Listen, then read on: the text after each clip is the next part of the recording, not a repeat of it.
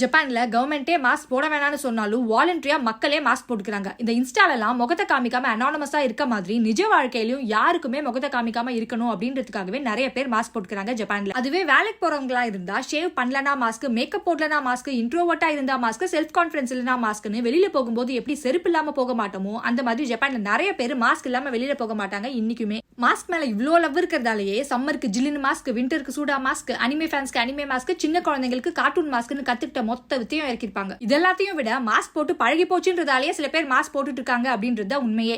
இன்னைக்கும் சில கிளினிக்ல உள்ள என்டர் ஆகணும் அப்படின்னா மாஸ்க் போட்டே ஆகணும். இல்லனா 50 yen கொடுத்து மாஸ்க் வாங்கி போட்டாதான் உள்ளேயே போக முடியும். வருஷம் பாலன் அலர்ஜின்னு ஒன்று வரும் ஜப்பான்ல. அதுக்கு பயந்து மாஸ்க் போட ஆரம்பிச்ச இந்த மக்கள் அந்த சீசன் முடிஞ்சாலுமே மாஸ்க் இல்லாம வெளியில போறது ரொம்ப அன்கம்ஃபர்டபுளா இருக்குன்னு சொல்ற அளவுக்கு மாஸ்க்கு பழகி போயிட்டாங்க. நம்ம என்னமோ 2020 தான் மாஸ்க் போடவே ஆரம்பிச்சோம். ஆனா இவங்க 50 வருஷமா மாஸ்க் போட்டுட்டு இருக்காங்க. அவ்வளவு ஈஸியா கழட்டி வச்சிருவாங்களா என்ன?